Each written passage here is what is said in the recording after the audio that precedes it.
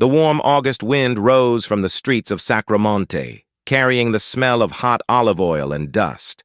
Miguel Serrano, then a detective in his prime, advanced up the narrow staircase accompanied by Captain Ramirez and two young agents. Ahead, a whitewashed mansion with wooden windows was too quiet for dinner time. The target, a facilitator at the port of Motril, known as El Portugués, a discreet link between ships flying convenient flags and ownerless trucks. "No sirens," Miguel warned, adjusting his tactical glove. "They have two escape routes, the roof and the left alley. I'll go up. You seal the alley." Ramirez nodded, a half-smile playing at the corner of his mouth. "Still the same, Serrano. Climb onto the roof and leave hell to us." "Hell always finds a way," Miguel replied, disappearing down the side. On the roof, the heat from the tiles vibrated against the soles of his boots. Miguel crouched down by the chimney, heard muffled voices and the metallic sound of a safe closing. He forced open the skylight with a minimal crack. Inside, 4 men. A fifth was speaking softly on the phone. "Tomorrow, the truck will receive the cargo from Fundación Horizonte. The paperwork has already been prepared." Miguel held his breath. That name seemed too philanthropic for the dirty slang of the docks. He signaled to the team and smashed the skylight with the butt of his rifle, diving like a weight. He landed on the table, rolls of fake banknotes and stamps flying through the air. "Police!" he shouted, while the glass was still raining down around it. Short bursts of gunfire. Miguel rolled behind the sofa, fired twice, and hit the man in the leg through the phone. The officers broke down the door. Screams, elbows, crumbling floorboards. In seconds, the house was just light, dust, and the bittersweet smell of gunpowder. On the floor, El Portugués groaned, crushing a black folder against his chest. Miguel took it. Contracts for social transport, stamps from the National Police, NGO stamps. Underneath, a business card. Rafael Vendrell, President, Fundación Horizonte. "Who is he to you?" Miguel asked. El Portugués laughed bloodily. "Who is he to you, officer? The man who pays your salary and writes your newspaper." Ramirez lightly kicked the prisoner's boot. "Hand over the rest before I lose my temper." "The rest will arrive in the morning," the man whispered. "In trucks without license plates, carrying people. Children." The word pierced Miguel like a branding iron. While the prisoner laughed hoarsely, Serrano silenced him with an improvised turnstile, looking at the folder as if it were a mirror of the future. He didn't know it yet, but that night the first stone had been moved. The promise of what was to come, and of what would be destroyed, had already been cast. Hours later, Miguel arrived home. Clara was waiting for him with a steaming plate of tortilla, Javier asleep in his crib. He touched his wife's hair, placed his briefcase on the table, and without realizing it, also left the door ajar, revealing his destiny. The lighter, a gift from Clara engraved with the initials M and C, remained in his jacket pocket. "You're here," she said, smiling, as if echoing a commonplace miracle. "I am," he replied, and for the first time in a long time he ate slowly, savoring the ticking of the clock. Later, in the dark, Clara rested her forehead against his. "Promise that when all this is over, we'll watch the sunrise in Sierra Nevada?" "I promise," he said. "The promise that life demands of those who love." The sun in Granada seemed made of molten iron that morning. The ancient cobblestones of Calle Real reflected a harsh, sharp light, and the distant sound of bells mingled with the hum of cars and the muffled murmur of the market. Miguel Serrano walked among faces that always seemed the same. Men in hats, women with bags of fruit, the newspaper vendor shouting headlines that nobody read anymore. It was like going back to a film that he himself had already burned. 3 years. 3 long years since his wife, Clara, and young son were killed in a staged robbery. But Miguel knew it hadn't been a robbery. It was an execution. He was a detective with the Granada Criminal Investigation Brigade, known for his coldness and methodical approach. A man who would dig deep into the mud to understand the minds of criminals. And ironically, what destroyed him came from within the police force itself. That night, the radio announced the shooting. When Miguel arrived, the blood was already dry on the walls of the small apartment in the Albaicin neighborhood. Clara's body lay near the crib. The boy, Javier, was no more than 2 years old. The overturned cradle, the silence. Time stood still. For months, Miguel lived surrounded by bottles and reports until his boss removed him from his position. You can't hunt ghosts, Serrano. But ghosts were all that remained for him.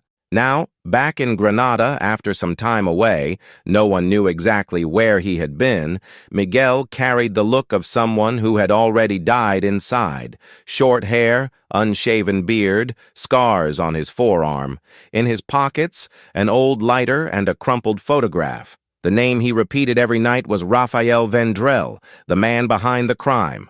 Businessman, philanthropist, owner of half of Andalusia's public contracts. A face of easy smiles in the headline, but with blood hidden in the foundations of his building. Vendrell was the kind of man who never got his hands dirty, but Miguel knew. Every death, every disappearance, led back to him. It was late afternoon when Miguel entered El Mirador Bar, a discreet spot in the old neighborhood where the sound of flamenco mingled with cigarette smoke. The music came from a lone guitar, and on the balcony, a dark-haired woman watched him. Dark skin, green eyes, simple dress, but there was something about her posture that drew attention. It wasn't seduction. It was silence. "We don't serve ghosts," she said, wiping a glass. Miguel looked up, surprised. "And how do you know I'm one? No one comes back to this bar after 3 years unless they're looking for the past." Her name was Isabel Navarro. The bar owner, a former war photographer, lived a life filled with stories she never wanted to tell again. She recognized Miguel. The whole city knew about the detective who had lost his family. "Vendrell is still alive," Miguel said, his voice hoarse, bluntly. "And protected. And what do you want to do? Kill him. Justice. This is not justice. This is suicide." He didn't answer. The music stopped, and silence filled the space between them. There was something there, the kind of understanding that only broken people share. In the following days, Miguel began to sift through the rubble of his former life. He visited the cemetery at dawn, left a rose on Clara and Javier's grave, and then spent hours on the narrow street where the crime took place. The windows were different, but the air still carried the same smell of rain and dust. Back in the city center, he rented a small room above a workshop. She put together a mural with clippings, old photos, and connections traced with red string. The name Vendrell is in the center, and around it, businessmen, police officers, judges, politicians. A web that linked power, corruption, and death. On the wall, a portrait of a man in a blue suit, Colonel Ortega, commander of the Granada police, and Miguel's former boss. It was Ortega who closed the case, citing lack of evidence. But there was another truth. Ortega and Vendrell were partners. Miguel knew that he couldn't cross the wall alone. That's when he returned to El Mirador. Isabel was at the counter, this time sketching something in a notebook. He came closer. "I need help." "And why me?" "Because you know people who disappear without a trace." She stared at him for a long time. There was a wound on Miguel that she recognized. "Bring what you have," he finally said. "But if I get involved in this, there's no turning back." Miguel opened the folder. Photos, documents, bank records, and a picture. Rafael Vendrell shaking hands with Colonel Ortega at a charity event. "This is how hell dresses around here," Isabel murmured. From that night on, they became accomplices. She used old contacts, journalists, former soldiers, informants, to cross-reference data. Miguel collected evidence, broke into warehouses, and followed truck routes. One early morning, as the clock struck 2 and the distant sound of motorcycles echoed through the empty streets, Isabel found him sleeping on top of the papers. He was dreaming, or rather, reliving, his last day. In the dream, Clara was singing a nursery rhyme as she put Javier in his crib. A knock on the door. 2 shots. The trapped scream. The lighter falling to the ground. Miguel woke up sweating, his body trembling. Isabel was there, holding a cup of coffee. "You need to sleep." "I can't." He looked at the mural. "If I stop, I'll lose the trail, or you'll lose what's left of you." He stared at her for a while. The yellow light from the lamp outlined her face. There was tenderness, but also pain. "What made you stay?" he asked. "The same thing that brought you back. Guilt." From then on, something changed. The early mornings became shorter, the conversations deeper. Miguel began to smile, albeit in a restrained way. Isabel, for the first time in years, took photographs again, this time of him, with his back turned, observing the city from the top of the lookout point. But the calm didn't last long. One night, while searching through the records of a construction company linked to Vendrell, they discovered a name repeated in all the contracts: Fundación Horizonte. Isabel did some research. The foundation managed social projects and harbored a human trafficking network. Children. Michael felt the ground disappear beneath him. The same foundation symbol was engraved on the truck used on the night of the assassination. The same truck that Ortega never managed to locate. The anger returned, raw and vivid. Miguel decided to act, without waiting. The following night, he broke into one of the Foundation's warehouses on the outskirts of Motril. He found documents, sealed boxes, fake passports, and cameras. But someone was waiting for him. A metallic sound, a crackling sound. A shadow appeared between the containers. A tall man, leather jacket, face partially illuminated. "Still alive, Serrano?" The voice sounded familiar. Miguel clenched his fists. "Captain Ramirez, former partner, now Ortega's right-hand man. You should have stayed away and let them continue. They are the system. You don't beat the system." The blow came quickly. Miguel dodged, punched the captain in the face, and rolled between the containers. Ramirez pulled out his gun. The bang echoed, ricocheting off the metal walls. Miguel ran, his breath rumbling in his chest. He jumped out of a window, shattering the glass. It fell onto the asphalt, rolled, and disappeared into the shadows. Hours later, Isabel found him, covered in blood, at the door of the bar. "You're crazy!" he shouted while cleaning the wound. "I found the link." He was breathing heavily. "Ortega. He's the mastermind." She stared at him in silence. I knew what was coming next. Miguel looked at her, and for the first time since the death of his family, his voice broke. "I don't want to kill him, Isabel, but I don't know if I can live if I don't." She rested her forehead against his. "Then promise me one thing." "Which? And when it's all over, you'll let me photograph the sunrise with you." He smiled weakly. "I promise." Outside, the dawn in Granada was thick with smoke and wind. Destiny had already been written, and Miguel Serrano, the man who had lost everything, was about to face hell head-on. The Roman bridge in Córdoba was a stone corridor over a river of shadows. Miguel waited, leaning against the parapet, hooded, unshaven, a worn backpack at his feet. In the distance, the mosque cathedral silhouetted the rust-colored sky. The contact would arrive via the steps on the east side, bringing a fragment of Vendrell's network. But who showed up was Ruben Caldas, a long-time informant, and the only one who knew the floor plan of certain warehouses. "Did you bring it?" Miguel asked bluntly. Ruben bit his lip, his eyes darting. "Do you know how much a map like this is worth?" Miguel extended his hand with the patience of a predator. "I know how much a burial in Granada is worth." Ruben gave a nervous laugh and handed over a sheet of plastic with red markings. "False entrance behind the docks, cascading cameras. They're taking people, Miguel. It's not just tobacco or cocaine. People, children, and women. Foundation passports, stamp, photo, smile, and disappearance. Names?" Ruben looked away. "All I hear are doors closing. The only door I know how to open is this one. Motril. Tomorrow at 1:37 a.m. Miguel tucked the map inside his jacket. "Who's paying you to get here so early?" Ruben's silence tinkled like glass. "Speak up, Ruben, or I'll just stand here watching you until the river learns your secrets."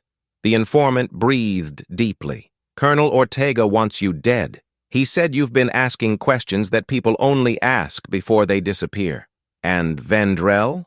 "Vendrell doesn't speak. He writes, on checks, and the whole city reads them."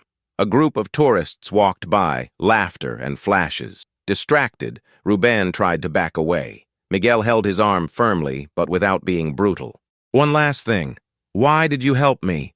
Ruben bit down on the answer. "Because I saw a truck leave, and I heard—" his voice faltered. "I heard a lullaby from inside, a mother singing softly so the child wouldn't cry. I can't sleep anymore." When Miguel let him go, Ruben already had the shadow of the bars in his eyes. "Tomorrow, 1:37 a.m., Miguel repeated. "If I don't return, you take this map to a newspaper that still knows how to write. Look for El Independiente." "What if I die first?" Ruben challenged. "Then wait for me on the other side of the bridge," said Miguel, and for a moment the two broken men seemed like brothers. The rain arrived before dawn, thick, heavy, washing the rooftops as if trying to erase the traces of the previous night. Miguel watched the water trickling down the window of the small room. His body ached. The wound on his shoulder throbbed beneath the makeshift bandage Isabel had applied. But the physical pain was already familiar, almost comforting. The pain in my soul, however, never subsided. Isabel was sleeping on the sofa, her hair disheveled, her face serene for the first time in days. Miguel stood up silently, picked up his cell phone, and dialed an old number. "Ramirez is alive," said a voice from the other end. Miguel recognized the timbre even after so much time had passed. "Diego, I thought he was dead." "Not yet. I need access to Interpol's files on the Fundación Horizonte." "That's suicide, Serrano. So that's all I have left." Diego was a former Interpol agent, dismissed after denouncing internal corruption. He lived in Malaga but owed his freedom to Miguel. "Send me the address," Diego replied. "But come alone, and quickly." Miguel left shortly before sunrise. He left a note on the table tucked under the lighter. "I'll be back before sunset. If I don't come back, burn this." Isabel woke up a few minutes later and read. I knew, without needing anything else, that this journey would be a turning point. She grabbed her camera, her coat, and left. The road to Malaga cut through olive groves and hillsides shrouded in mist. Miguel drove Isabel's old car, paying close attention to every headlight that appeared behind them. When he arrived at the address, an abandoned warehouse near the port, Diego was waiting for him with a laptop and 2 bottles of cheap wine. "He's thin," Diego said, "but he still has that look of someone who sees ghosts." "They walk with me." The two of them went inside. Diego opened the computer and showed a series of encrypted folders. "The Horizonte Foundation is a front for human trafficking.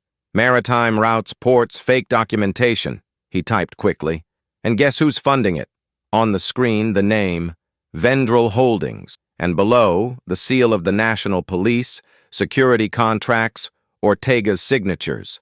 Miguel took a deep breath. That was the proof he needed. But Diego grabbed him by the arm. "If you go all the way, there's no turning back. They control everything. Banks, courts, media. Then I'll go wherever hell lets me."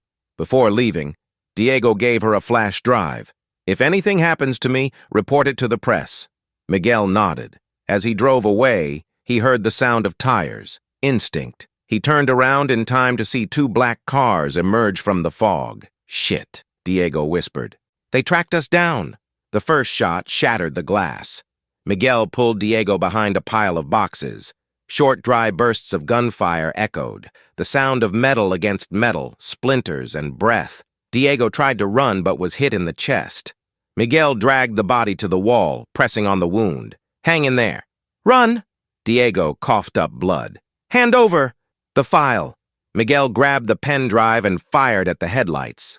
He ran in a zigzag pattern, jumped over a fence, and plunged into the darkness of the harbor. In the background, the sound of the pursuers. He threw himself into the icy water. The shock of the salt cut the skin. He held the flash drive firmly between his teeth and swam to the dock, panting. Hours later, he showed up at El Mirador, wet, bruised, and covered in mud. Isabel was waiting for him, her eyes brimming with tears. Without needing to ask, "Diego?" Miguel shook his head. She hugged him tightly. No words could fill the void. In the following days, they hid in a secluded house in the Alpujarra Mountains, belonging to a friend of Isabel's. Miguel spent his nights reviewing the contents of the pen drive. Names, account numbers, transfers, lists of human transport. Vendrell appeared in all of them. But what destroyed him the most was the last video recorded by Diego. A security camera showing Ortega and Vendrell toasting at a dinner with the caption indicating the date, 2 days before Clara and Javier's death. Miguel threw the laptop against the wall. The scream got stuck in her throat. Isabel held him, forcing him to breathe. "Look at me, Miguel." He tried to break free. They killed my son. And if you die, they win again. That night was the breaking point. Between tears and anger, their touch ceased to be accidental. It was necessary, a desperate attempt to exist for a moment without guilt. The following morning, the silence was different. Not the emptiness of the void, but the knowledge that pain is now shared. Isabel walked to the window, wrapped in the sheet, and said, "If you're going to take down Vendrell, you need to show the world what he's really like. The press has been bought. Then show it to all of Spain, with blood if necessary."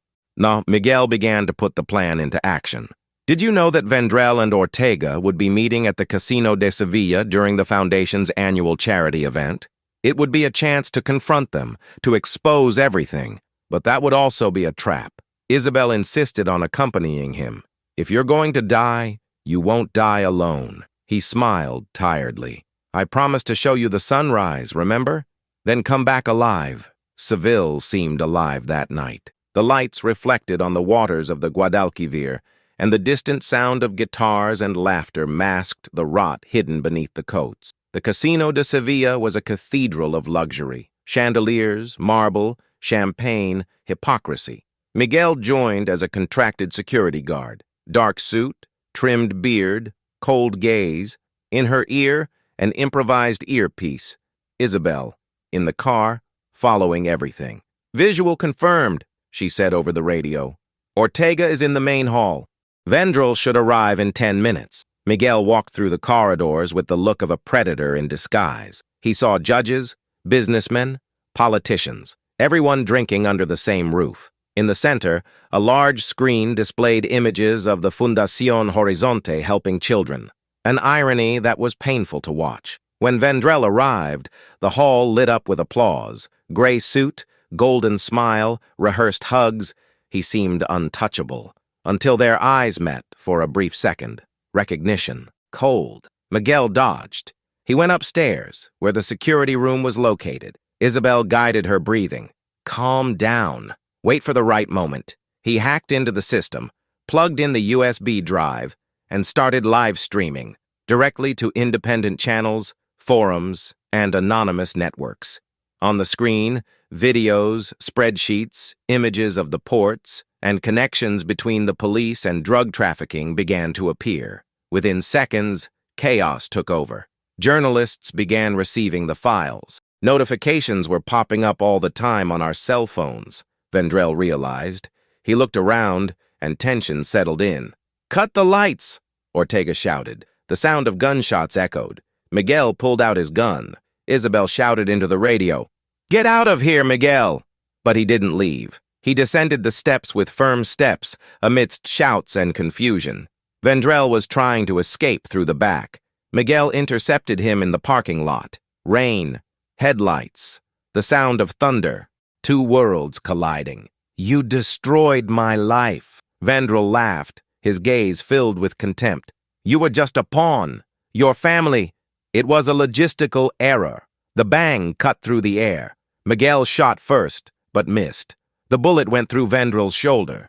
He fell, laughing, even though he was injured. "Do you think it changes anything? There are others like me. There always will be." Miguel raised his weapon again, but before the final shot, he heard footsteps behind him. He turned around. Ortega, with the gun pointed. "Long, Serrano. You should have protected the law. The law protects those who can afford to pay for it." The shot came almost simultaneously. Two sounds, one instant. Ortega fell first. Isabel, in the shadows, held a pistol. She was trembling. Miguel ran to her, cupping her face in his hands. "Why?" "Because you wouldn't be able to." Vendrell was no longer there. His shadow disappeared among the cars. Miguel tried to run, but his body gave way. A dull pain in the abdomen. Blood. Ortega had hit the mark before falling. Isabel held him, desperate. "Stay with me." "I kept my promise."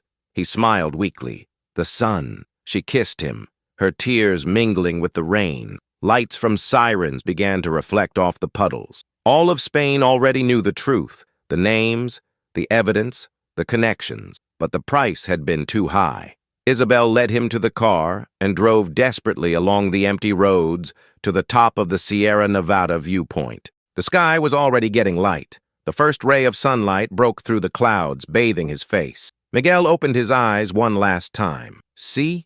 he whispered. "I brought you here to see the sunrise." And she smiled. A small, redeeming smile. Then, silent. Days later, newspapers across the country featured headline: "Scandal in Granada. Businessman and colonel linked to human trafficking network. Vendrell was captured at the border with Portugal. Ortega, killed in confrontation." And a photo was going around the world, a sunrise in the Sierra Nevada, with a solitary shadow on the horizon. Signature, I. Navarro. Granada woke up in silence. The cathedral bells rang out at 7 in the morning, a deep, almost funereal sound. The still wet streets reflected the sunrise, the same one Miguel Serrano had dreamed of seeing, but without it, the city seemed colder, as if time had forgotten to move forward. Isabel walked slowly along Calle de San Jeronimo, her black coat soaked from the light rain. The camera hung in his arms like a weight. Since that morning in the Sierra Nevada, she hadn't slept again. The flashes of memory came in fragments.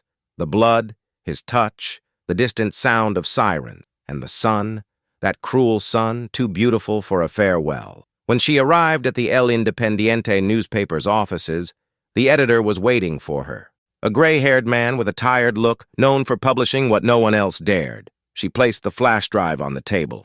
"Everything is there.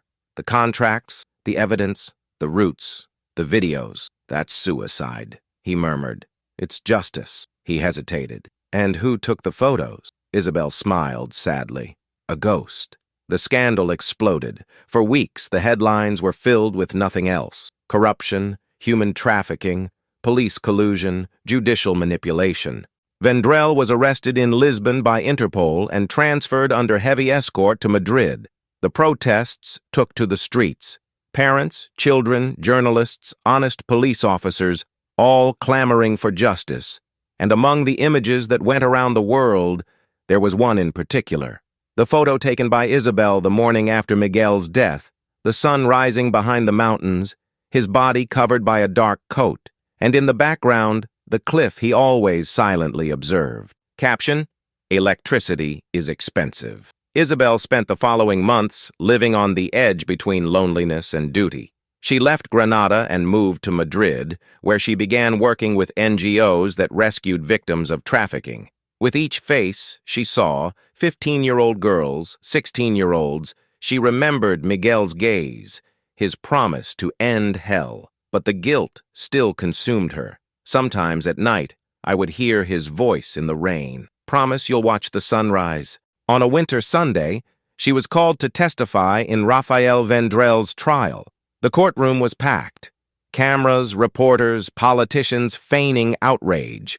Vendrell, behind the bulletproof glass, looked like a different man, aged, worn down, but still with that snake-like gaze. The prosecutor presented the evidence collected from the pen drive, the transfers, the contracts, the videos. When Isabel stepped onto the witness stand, the room fell silent. "Did you know Miguel Serrano?" the judge asked. "Yes. Can you tell us what he was looking for?" She took a deep breath. "Justice. Revenge. In the beginning, yes." She looked at him firmly. "But in the end, he just wanted peace." Vendrell laughed from the other side of the glass. Isabel turned her face away, staring at him. "You know what's curious, Mr. Vendrell," he said, his voice firm. "Monsters always believe they will die like king, but you will die like all cowards. Forgotten." The court applauded. Vendrell looked away. 2 weeks later, he was sentenced to life imprisonment. When it was all over, Isabel returned to Granada. The El Mirador bar had been closed for months. The rusty sign, the silence inside. She came in, ran her fingers over the dusty counter, and smiled bitterly. On the wall, there was still the old portrait of Miguel with Clara and Javier, a copy she had kept without knowing. He placed a new picture next to it, a photograph of the sunrise, the one that traveled the world. He lit the lighter he had left and placed it before the image. "Rest, Miguel." Her voice came out almost a whisper. "The light has won." The following months brought an air of reconstruction. Spain was experiencing a rare moment of national introspection. Reports about corruption and trafficking multiplied, and the Fundación Horizonte was dissolved. Several arrests occurred, and amidst the tragedy, a support network for victims was born, Projeto Serrano, created by Isabel. The name spread. People spoke of him as a martyr, a man who had given his life for the truth. But for Isabel, Miguel was not a martyr. He was just a weary man who learned to love again and who paid the price of enlightenment. One morning, while walking through the Central Market, Isabel heard a familiar melody. A young man was playing the guitar on a street corner, an old song by Clara, Miguel's wife. She stopped, her heart pounding. The boy looked at her and smiled. "They asked me to learn this song. I said it was for when you came by." She knelt down. "Who asked for this?" "A gentleman, a few months ago. He had a scar on his arm. He said that if I ever saw you, I should touch you." The world turned. "What was his name?" "I don't know. That's all I could think of." The boy handed over a yellowed envelope. Inside, a photo. Miguel, standing at the viewpoint, with the sun rising behind him. On the back, a handwritten phrase. "Redemption is not about surviving. It's about giving meaning to what's left." The tears came without warning. She laughed and cried at the same time, feeling the warm southern wind on her face.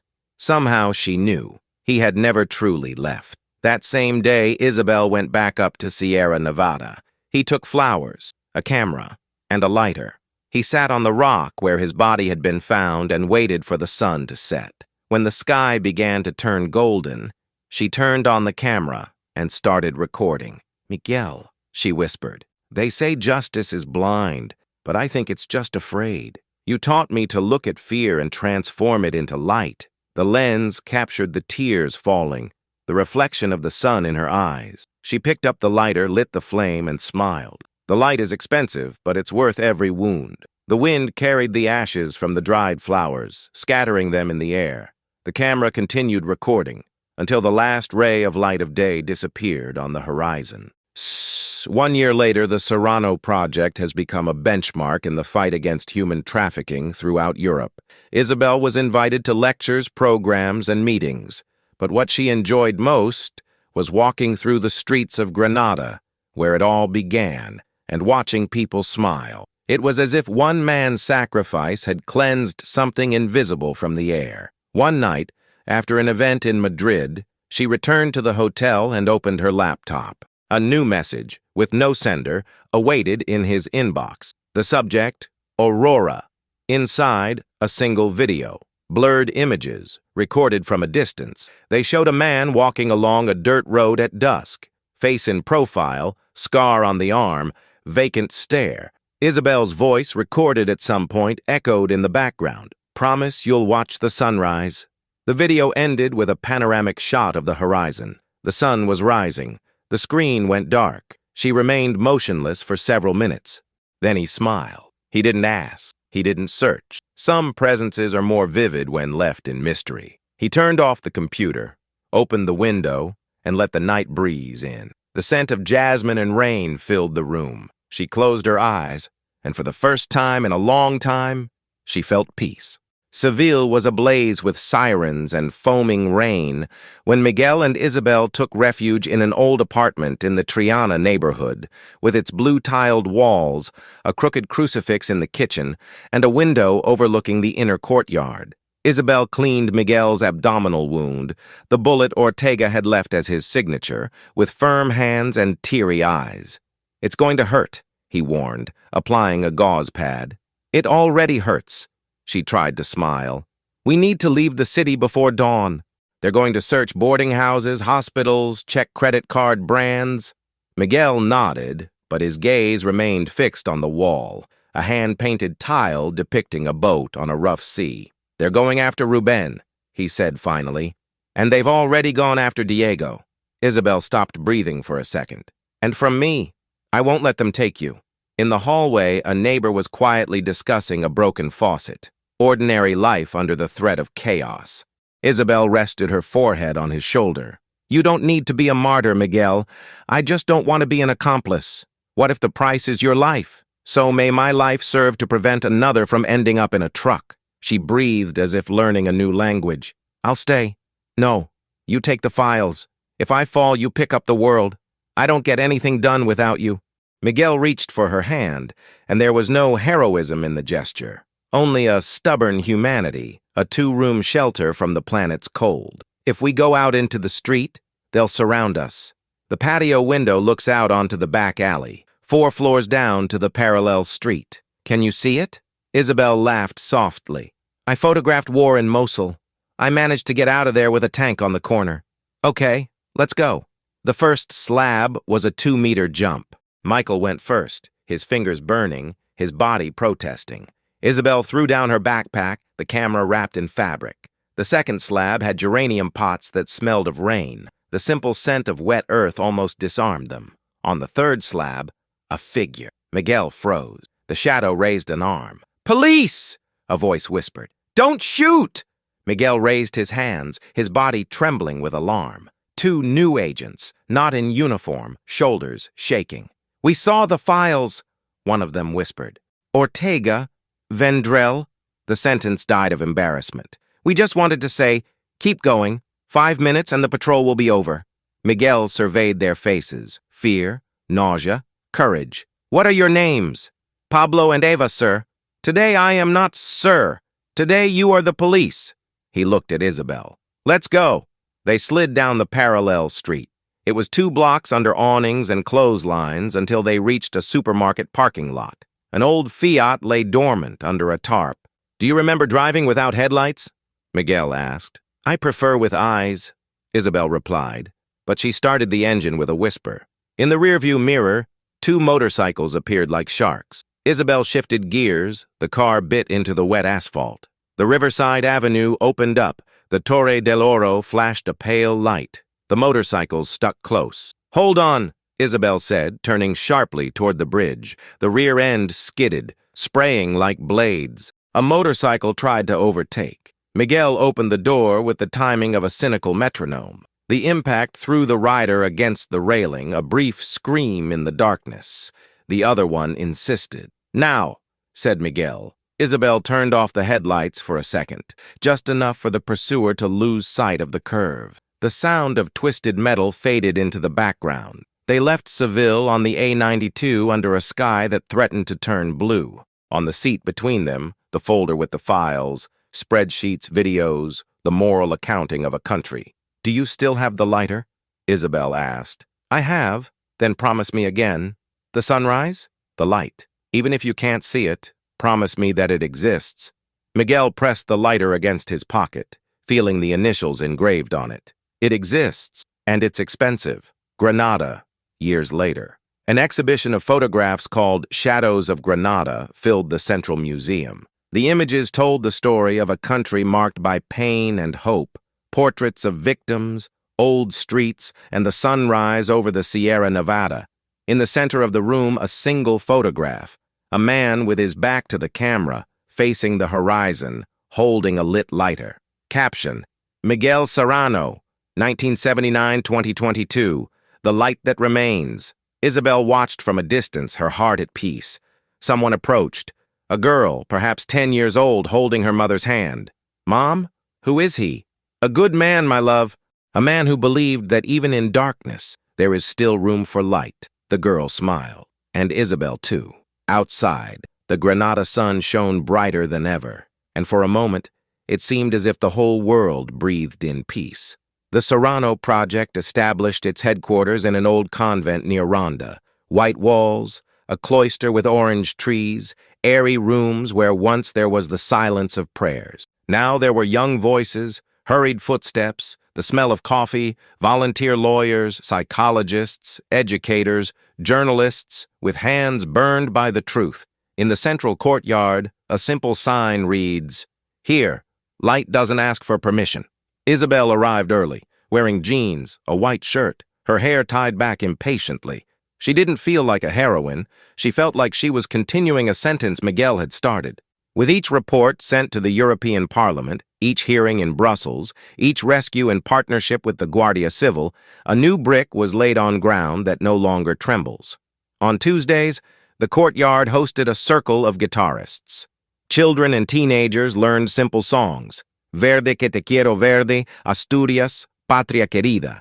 Sometimes, at dusk, someone would venture a cante hondo so profound it seemed to call from the depths of the earth. Isabel would stop in the hallway, the camera forgotten on her shoulder, and let her chest ache without guilt. One afternoon, he received a letter with no return address, a brown paper envelope. Inside, a clipping from an old newspaper with a photo of him in Seville, followed by a note: "Some ghosts don't haunt, they guard." There was also a USB drive. In the video, a coastal road near Almeria, the sun setting in an oblique orange hue. The camera shakes as if someone were secretly recording it from the back seat. A man walks with a backpack, stops at a kiosk, buys water, smiles at the owner's dog. The lens tries to capture his face and fails. It only catches the scar on his forearm and the way he tests the wind, as if he could read the world with his skin. The video ends with a frame of the open sea. Isabel didn't cry. She nurtured the calm within her heart until it became an entire beach. At the inauguration of the Javier Serrano Transition Center, a shelter for rescued children, Isabel gave a brief speech. She didn't like microphones. She preferred the lens that captures without asking to speak. When they take away our childhood, they take away our language. What we do here is give it back, and with it, the chance to respond to the world with our own voice.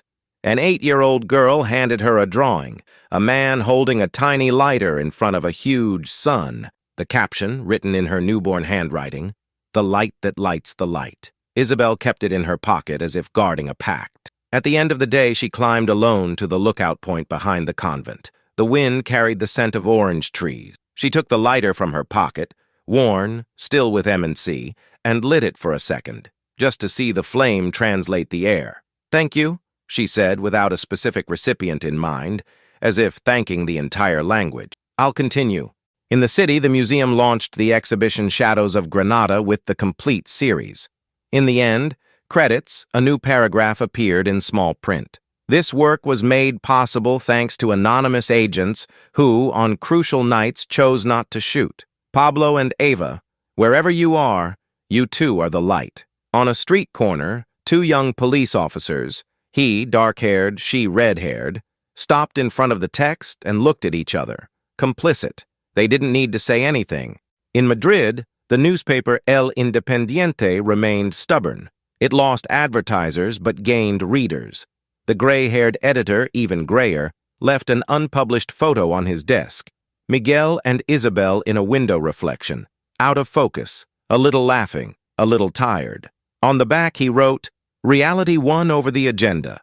When spring arrived, an investigative reporter presented a dossier showing how the Fundación Horizonte was attempting to be reborn in another country under a different name. The Serrano Project activated international networks, secured agreements, and cross-referenced databases. The game wasn't over. Evil rarely signs a voluntary discharge, but the gears of light now had enough teeth to bite back. In the last scene that Granada will hold, because some cities know how to preserve scenes like they preserve bread, Isabel walked along the Carrera del Darro at dawn. The Alhambra lit up its face like an old book being read for the first time. She stopped at the bend where the water speaks softly, raised her camera, and photographed the impossible. The instant when the sun touches the stone, and for a fraction of a second, the whole city seems to forgive. Then she smiled and put the camera away. She didn't need to prove anything. She just needed to keep going. "Electricity is expensive," she said without sadness, "but now it's our currency." 5 years had passed since that morning, when Isabel uttered the words that Granada never forgot. Time had not erased the scars. It had only redone them in softer lines, like someone who accepts what they cannot erase. Granada, Sevilla, Madrid, and Córdoba had changed. The streets were now filled with posters bearing the discreet logo of the Serrano Project, a symbol resembling 2 hands holding a flame. And under that flame, hundreds of people rebuilt what had once been broken by men who confused power with eternity. Isabel walked through the inner courtyard of the headquarters, which now housed not only victims, but also trained agents. Men and women who, like Miguel one day, had decided to confront what grows in the shadows. Among them, a new face, Lucas Ortega, 28 years old, the illegitimate son of the former colonel. He had the same firm gaze as his father, but a serenity that time had taught him through sheer force. He had joined Project Serrano as a volunteer 2 years earlier, and since then, he had become one of the pillars of the new International Intelligence and Tracking Division. That morning, he approached Isabel with an envelope. "Correspondence from Belgium, Director." Isabel laughed. "I already said I don't like that title. And I've already said that it's pointless to pretend otherwise." He handed over the letter, and inside was the Europol stamp. The message was brief. "The successor network to Fundación Horizonte has reappeared under the name Cruz del Mar. We request support from the Serrano Project." Isabel read silently. For a moment, the past carried the scent of smoke and rain. "They never give up," he murmured. Lucas crossed his arms. "But not us now either." "Get the team ready," she said. "We're going to Valencia." But the bullet train cut through the country in silence. Isabel watched the fields change color through the window. Olive trees, vineyards, then the shimmer of the Mediterranean. Lucas was typing reports, engrossed in thought, while on the other side of the train car, a girl with headphones was drawing hearts in a notebook. The contrast between the ordinary world and what they faced always moved her. It was as if two countries were superimposed, the land of light and the land of shadows, and Miguel had lived and died precisely between the two. Upon arriving in Valencia, they met Sarah Lopez, an investigative journalist and former fellow of the Serrano Project. Short hair, leather jacket, unblinking eyes. She had tracked down a shipping company used by Cruz del Mar to transport humanitarian donations. But inside the boxes, there was something other than groceries. The same pattern of counterfeit stamps and authorizations. They changed the name, but not the method, Sarah explained, showing photos. "And who signs the contracts now?" Isabel asked. "A French banker named Henri Leclerc. Money laundering and human trafficking. He worked with Vandrel years ago." Lucas flipped through the images. "This seems too big for an isolated group." "Yes," Sarah replied.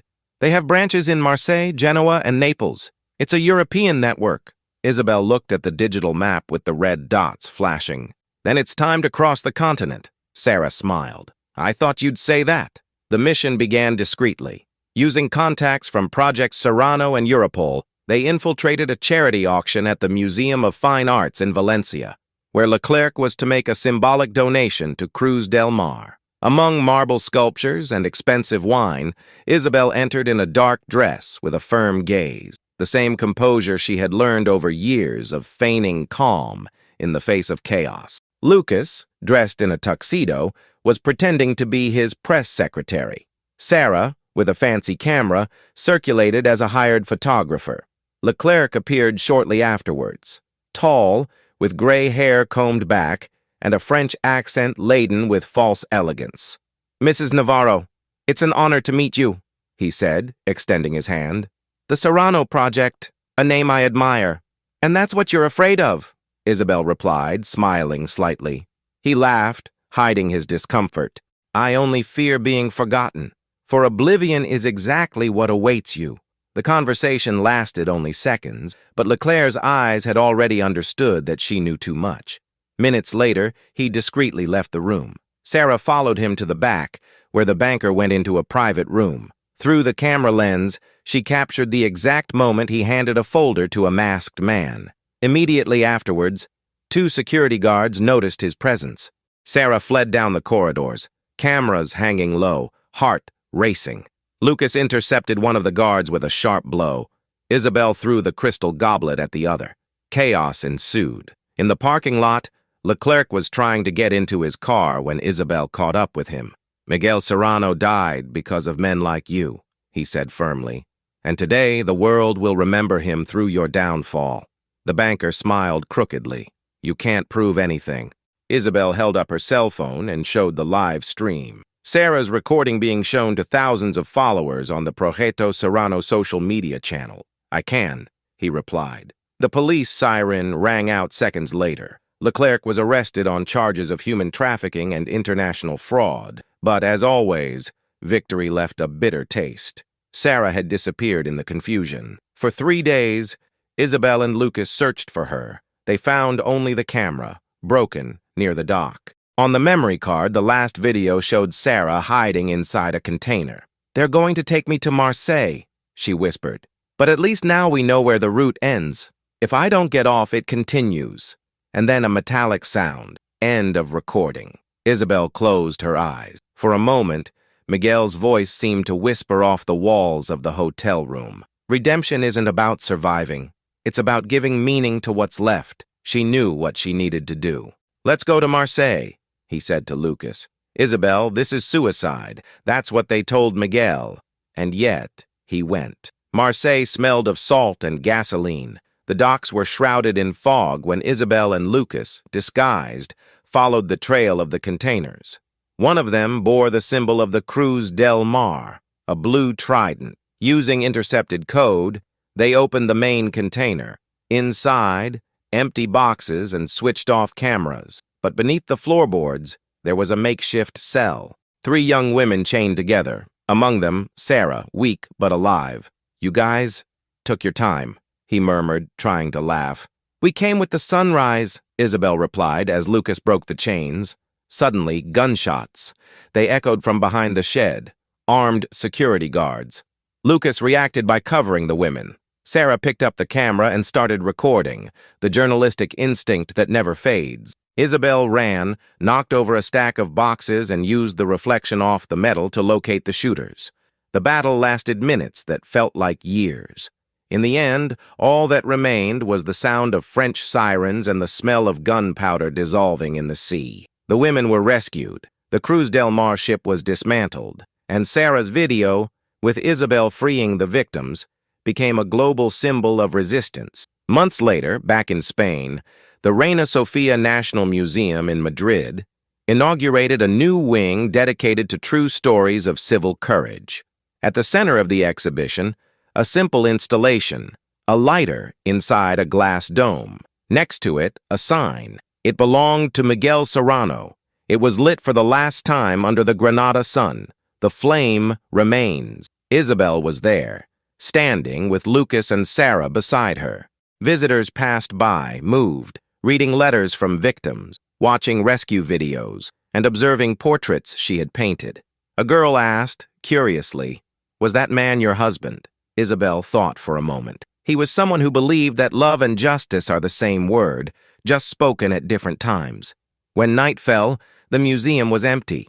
She approached the glass, observed the reflected flame, and said softly, "Electricity is expensive, Miguel, but look around.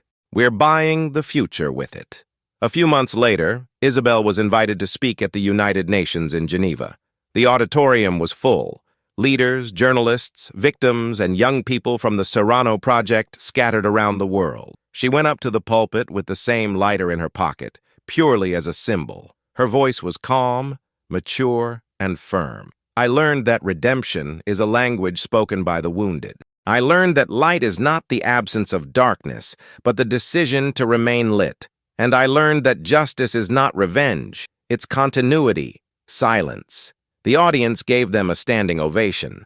Lucas, among the audience, applauded with tears in his eyes. Sarah was filming, smiling. And for a moment, Isabel looked up and had the strange feeling that someone else was watching too, perhaps from the clouds, perhaps from memory. That night, alone in her hotel room, she opened her laptop and wrote the final lines of the book she had been preparing for years, Shadows of Granada, Diary of Light. The final words were, "Miguel taught me that eternity is not the time we live, but how much life we leave burning in others. If someone ever extinguishes this flame, I hope the wind will remember where it began." She closed the computer, lit the lighter, and let the flame dance for a second. Outside, Lake Geneva reflected the moonlight, and the flame, small and stubborn, seemed to converse with the sky itself.